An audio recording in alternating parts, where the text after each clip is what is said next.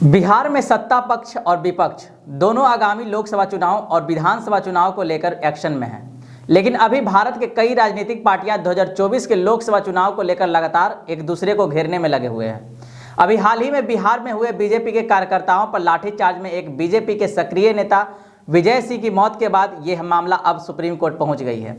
इसके बाद सारी विपक्षी दल और सत्ता पक्ष लगातार बैठक भी करने जा रही है। खबर आ रही है कि बिहार के मुख्यमंत्री नीतीश कुमार समेत देश भर के विपक्षी दल कर्नाटक में एक बैठक आयोजित करने वाली है। इसके साथ ही एनडीए भी 18 तारीख को एक बैठक आयोजित करेगी। इन सभी बातों पर चर्चा करेंगे। उससे पहले नमस्कार, मैं अंशु कुमार प्राइम लाइव में आपका स्वागत करता हूं। सबसे पहले बात करते हैं लाठीचार्ज में हुई मौत के बाद एक बीजेपी कार्यकर्ता ने सुप्रीम कोर्ट में पिटीशन डाला है। यह मामला अब और तूल पकड़ने लगा है। बीजेपी कार्यकर्ता भूपेश नारायण ने इस मामले को लेकर सुप्रीम कोर्ट में याचिका दायर की है। याचिकाकर्ता के अधिवक्ता वरुण कुमार सिन्हा ने बताया कि याचिका के माध्यम से पूरे मामले को सीबीआई के पास ट्रांसफर करने की मांग की गई है। साथ ही सुप्रीम कोर्ट के रिटायर्ड जज की अध्यक्षता में एसआईटी गठन करने की भी मांग की गई है। सुप्रीम कोर्ट में दायर याचिका में बिहार के मुख्य सचिव और डीजीपी के खिलाफ एफआईआर दर्ज करने की मांग की गई है। याचिका में सीएम नीतीश कुमार और डिप्टी सीएम तेजस्वी यादव को पक्षकार बनाया गया है। बता दें कि 11 जुलाई को बीजेपी की ओर से विधानसभा मार्च किया गया था। मार्च के दौरान पुलिसिया लाठीचार्ज में जहानाबाद के रहने वाले बीजेपी नेता विजय सिंह की मौत हो गई, ऐसा बीजेपी का आरोप है। वहीं जिला प्रशासन का कहना है कि बीजेपी की नेता की मौत लाठीचार्ज में नहीं हुई थी। दूसरी ओर बीजेपी की ओर से पटना व्यवहार न्यायालय में एक परिवाद पत्र दायर किया गया है। इस परिवाद में सीएम नीतीश कुमार, उप मुख्यमंत्री तेजस्वी यादव सहित पटना के जिलाधिकारी डॉक्टर चंद्रशेखर, पटना एसएसपी राजीव मिश्रा सहित 6 लोगों को नामजद आरोपी बनाया गया है। अदालत में बीजेपी नेता कृष्णा सिंह कल्लू द्वारा परिवाद पत्र दायर किया गया है।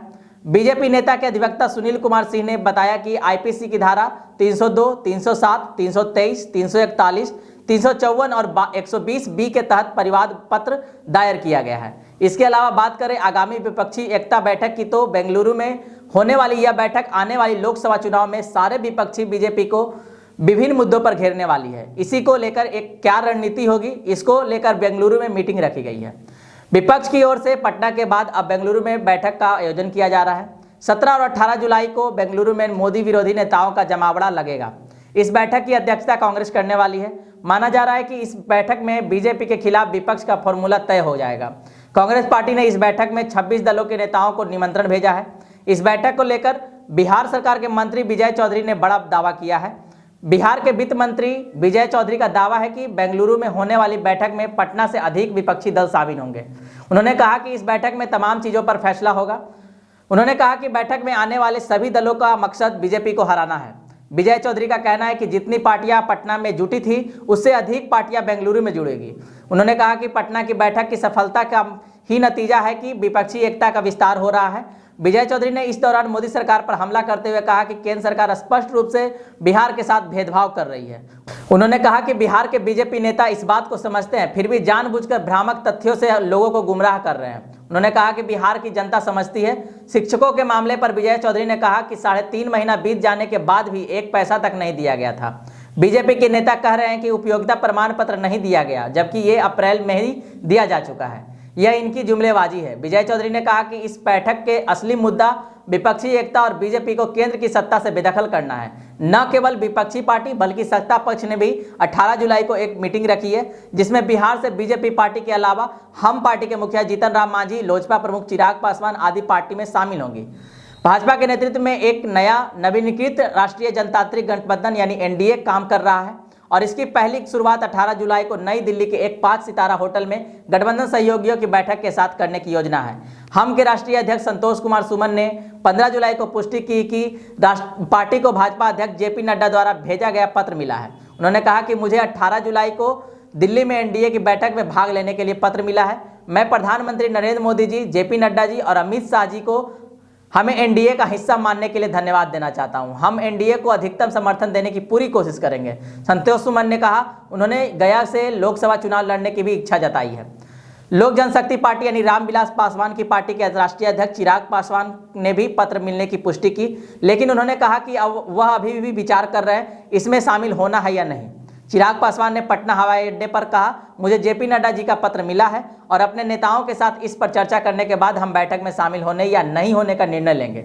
दिलचस्प बात यह है कि गृह राज्य मंत्री नित्यानंद राय चिराग पासवान के निमंत्रण से पहले एनडीए में उनकी वापसी के बारे में कम से कम 2 बैठकें की हैं। आपको बता दें कि चिराग पासवान के चाचा पशुपति कुमार पारस जो लोजपा से अलग हो गए थे, उन्हें भी इस एनडीए की बैठक में शामिल होने के लिए निमंत्रण भेजा गया है। अब सवाल उठता है कि क्या बीजेपी और सहयोगी दलों को 2024 में अपनी सीटों में बड़ी गिरावट की चिंता सता रही है? तो देखिए, ऐसा लगता है कि 2019 के चुनाव में बीजेपी ने कई राज्यों में एक तरफा जीत हासिल की थी, लेकिन इस 10 साल के बाद उस लेवल को बनाए रखना बड़ा मुश्किल है। 10 साल में सत्ता विरोधी माहौल तो बन ही जाता है। दूसरी बड़ी बात यह है कि लोगों को अब बेरोजगारी और महंगाई के सवाल परेशान करने लगे हैं। यही वो मुद्दे हैं जो विपक्ष के लिए मौका मुहैया करा सकते हैं। वैसे देखा जाए तो बीजेपी 3 चीजों को ध्यान में रखकर काम कर रही है। पहली, सत्ता विरोधी लहर की आशंका। दूसरी, 2019 जैसा प्रदर्शन न होने के आसार। और तीसरी, 40 से 50 सीटों के नुकसान का डर। पार्टी इन्हीं 3 पहलुओं को देखकर छोटी छोटी पार्टियों का भी सहयोग लेने की कोशिश में है। बिहार में हिंदुस्तानी आवाम मोर्चा, लोक जनशक्ति पार्टी और यूपी में सुहेल देव भारतीय समाज पार्टी जैसी पार्टियों को साथ लेना इसी रणनीति का हिस्सा है। आज की वीडियो को यहीं पर समाप्त करते हैं। बिहार की राजनीति से जुड़े सभी खबरों के लिए बने रहे प्राइम लाइव के साथ। और वीडियो पसंद आ रहा हो तो वीडियो को लाइक करें और हमारे चैनल प्राइम लाइव को सब्सक्राइब करें और वीडियो को शेयर भी करें। धन्यवाद।